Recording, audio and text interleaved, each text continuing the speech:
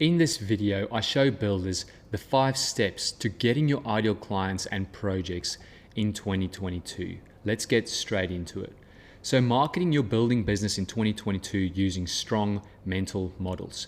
Now you're probably asking yourself, what are strong mental models, right? We're going to be using and introducing a strong mental model in this video. Now, I personally use this mental model myself, and a lot of my clients do too. And the reason why they use this mental model is because they want to achieve something. They want to, get something. And that is exactly what we'll be going into this video right here. So first of all, who are we? So my name is Corne, and this is my amazing team over at Biz Video. And we've been helping builders all over Australia and New Zealand for a lot of years now. And these are just a few builders on the screen that you can see right here. Like, we have helped so many more builders and spoken to so many more builders over the years. Every single year we speak to hundreds and hundreds of builders, but it's just to show you, just some of the builders we've been working with. So now let's go into it. So 5 steps to getting your ideal clients and projects in 2022. So this diagram here is a diagram out of the book called Principles, and the book was written by Ray Dalio. Now this is a wonderful book. And Ray Dalio, if you don't know him, go Google him. He's a very successful man, and he's the thing I like most about him is his way of thinking, how he uses mental models and principles within work and life and so on to basically get what he wants and to achieve what he wants, and not just live a mediocre life. All right, so I love this mental model right here. And basically what you can see there is you start with goals, then you go into problems, then you diagnose, then you design, and then you do. All right, the doing part is very, very important. So I'll be going into this one, and we'll be using this mental model here to getting your ideal clients and projects in 2022. So the way we look at it is, number 1 is the goal. So this is what you need to achieve. Number 2 is identify problems and don't dismiss or make excuses. So a lot of people actually, they just go, oh yeah, I've got this problem, but my business is too small. I'm not going to handle it. Or I'm not going to do it. Or I've been in this industry so long, it won't work, right? So making excuses basically. So then the third one is diagnosing problems and getting to the root causes. Number 4 is make a plan to fix root causes. And then number 5 is execute on the plan. All right, so what we're going to do in this video is we're going to go through each one of those and really demystify and give examples so that you can install this mental model into your mindset and the way you do business and life. Because I guarantee you, again, you've got to look at what successful people are doing. And for example, Ray Dalio, that, I'm not sure if he came up with this particular mental model or if he just uses it, but this is a man that's very successful. And again, I've seen this work really well, personally, and also our clients. So that's why it's important to go into this. So let's go into number 1, which is step 1, the goal. So this is what you need to achieve, okay? And it's not just what you want to achieve, because a lot of times you've probably noticed, in business, you set a goal, whether it's revenue or whatever, you set that goal and then you find yourself, you hit that goal and then it almost just seems meaningless, nothing's really, it's okay, fantastic.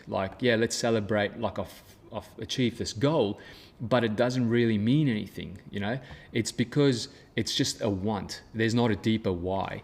And that's why it's important to know, what do you need to achieve?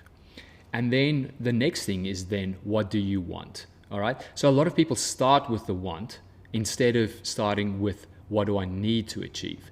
And that is why we start with what do you need to achieve, and then what do you want? All right. And then prioritize. So you can have anything you want, but you can't have everything. So that is straight out of the book from Ray Dalio, right? He mentioned there, and it's almost like that analogy of the man that chases 2 rabbits or 5 rabbits that they don't get anything. It's the one that chases that one rabbit gets focused, determined, and then goes after that one rabbit, right? So that's why it's important to prioritize, because again, you can have anything you want, but you can't have everything. And if you just look at sport or anyone that's ever achieved anything, what do you and what do they have in common with you, right? They are human, right? And that's why I love this one. Like, you can achieve anything you want, but you can't have everything. And then the next thing is, don't rule out a goal because you think it's impossible. All right. I've learned this over and over again, right? Sometimes I set myself a goal and then I think to myself, that is just stupid. That's crazy. It's too big, right? But what I find, like, years afterwards, when I look back at my goals, sometimes I open up my journals, right? And then I look at the goals that I've set. I'm like, oh my goodness, I was thinking so small, right? I'm so much more capable. I can help so many more people or whatever, right? But I was thinking too small. So don't rule out a goal because you think it's impossible. All right, now we'll go into identify problems. So again, you've got the goal right now, okay? So the goal might be, I want X amount of projects. I want 5 projects this year. I want all those projects to be like the most amazing clients. Like, these clients just love what I do. We've got like mutual respect. They trust me to do my job, right? They don't just come on site every single moment, all that kind of stuff. Like the perfect client, right? And let's say, for example, the goal is to have $1 million, let's say, builds, right? So you do 5 of those projects. That's the goal, right? But now we've got to go into the next step, which is identify problems. You're probably asking me, why do I have to start identifying problems right here? Well, the thing is, most people, right, when they set their goals, let's say, for example, I want to run a marathon. They go, okay, I am here right now, and what I want to do is I want to get over there. I want to run a marathon. So that's the goal. What do I need to do to run the marathon? And then basically they'll say, okay, fantastic. I just need to start eating. I need to eat better. I need to, start training. I need to, sleep better, or so on. But no one really goes, okay, what are some of the obstacles that's going to come up that will stop me from running that marathon, from me achieving my goal?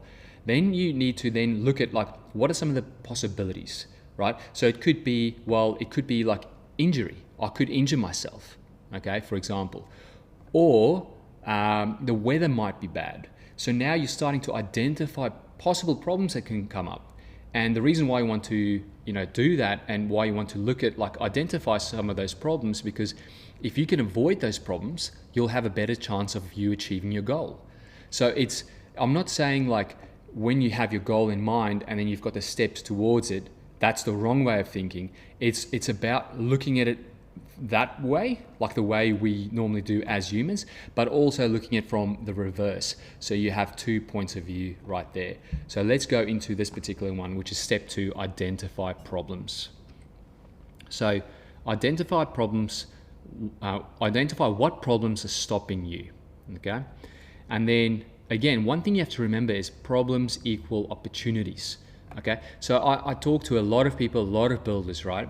And sometimes when I talk to them, I'm like, they go, oh yeah, X, Y, and Z, it's the weather, or some problems you experience as a builder, right? It's not like a perfect world. There's going to be hurdles all along the way. But then one thing, I find my best clients, the clients that just do really, really well, they are the ones that, they go, okay, fantastic, problems actually equal opportunities. Okay, and if you have that mindset as a builder, or just even as a person, right, then instead of just going off, I've just hit a problem, okay, I'll just kind of quit. I'll just go and lie down, right? Then you obviously don't achieve anything. But it's those builders and people that I've seen that they welcome problems. They go, oh, fantastic, here's a problem, fantastic. Now I've got an opportunity, right, to make something out of this, which is just amazing. Okay, so now we go into the next one, which is don't dismiss or make excuses.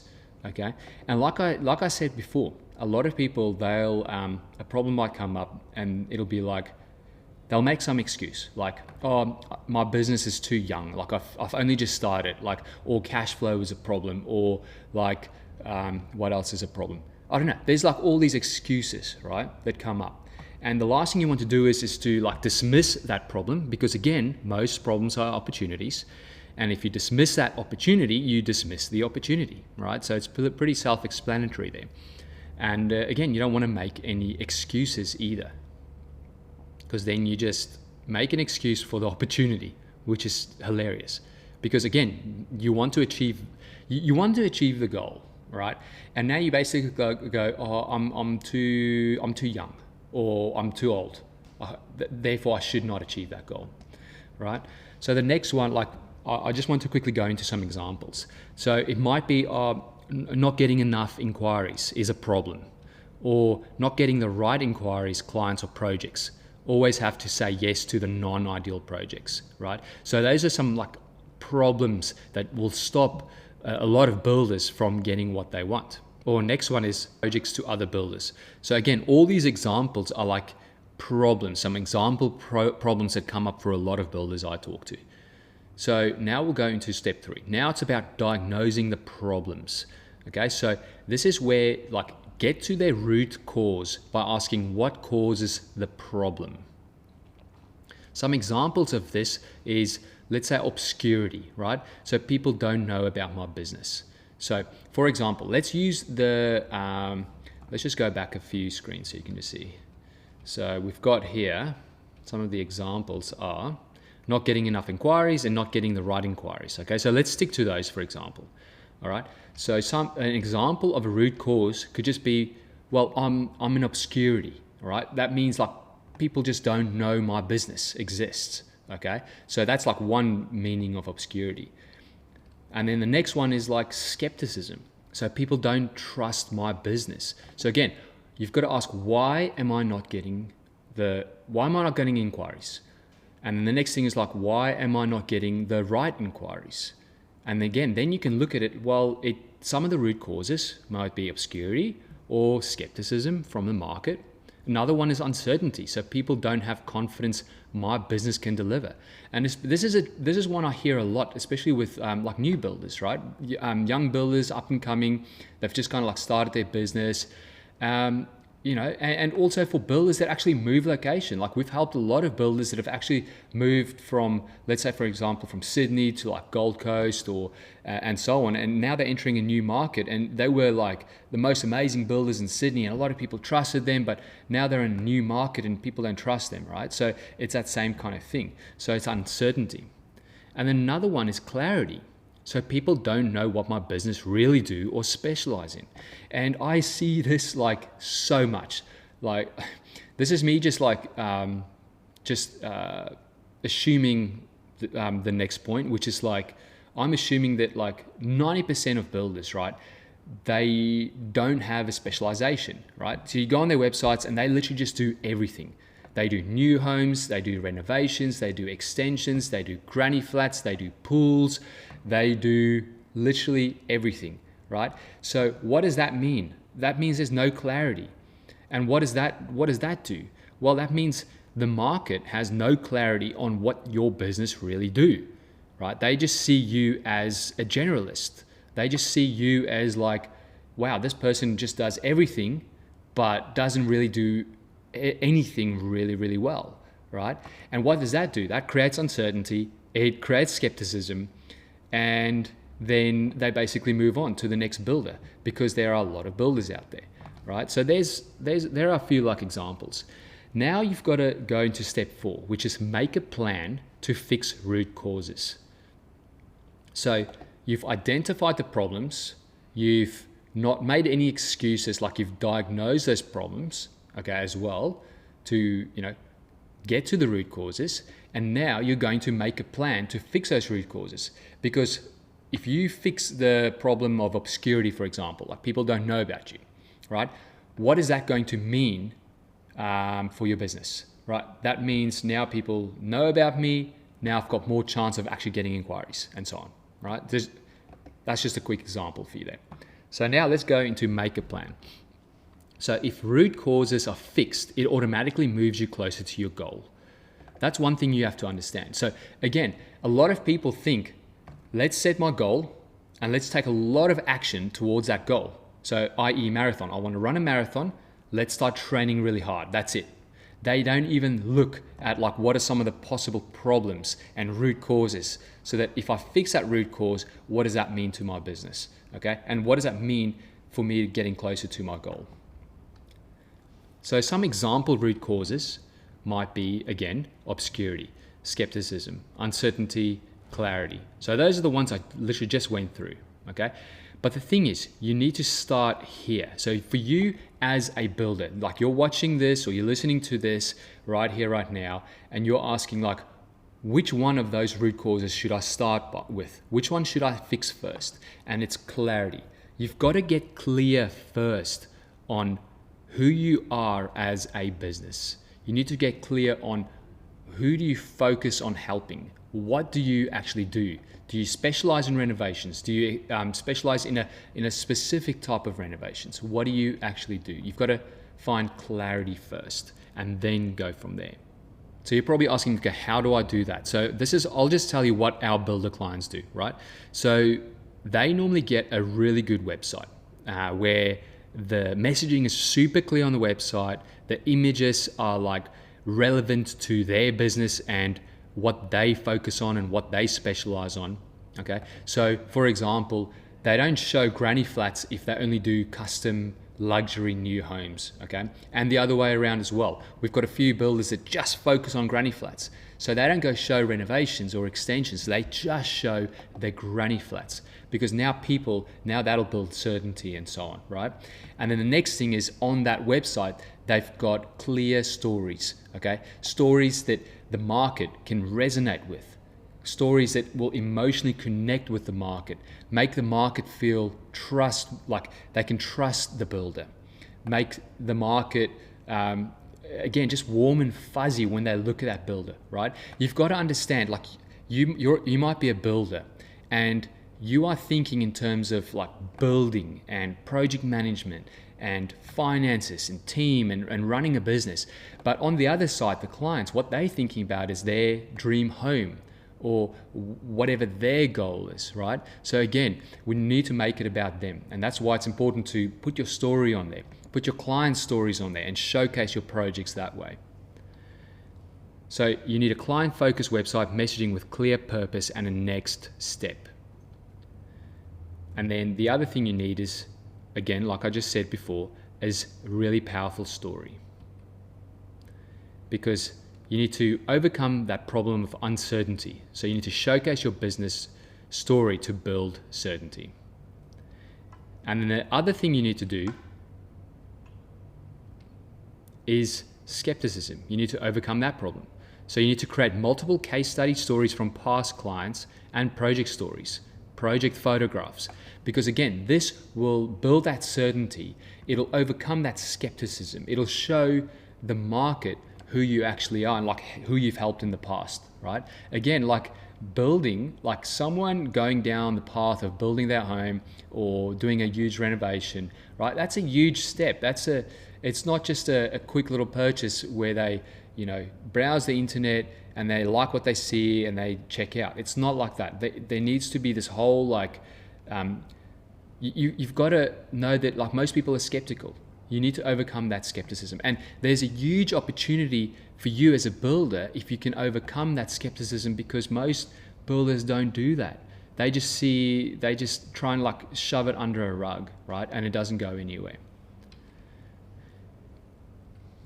And then you need to overcome the obscurity problem. So you need to implement Facebook, Instagram, and YouTube ads to get awareness from ideal clients, right? So it doesn't matter if you're the best builder in the world, okay, and nobody knows you, right? If you live in obscurity, right, and you're the best builder, people just won't know about you, right? You need to get people to know about you. So now, like you've seen what I've just showed you there, like a good website. You need your good story, you need client stories and project stories, and you need ads, you need traffic to get people onto that and experience your world as a builder.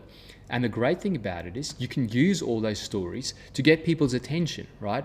Using like these ads and so on. You can get their attention on the platform that they hang out. Again, because it's really important to know where your market actually hangs out. Again, and that comes from clarity. That comes from clarity in what you want to do and what you want as a builder.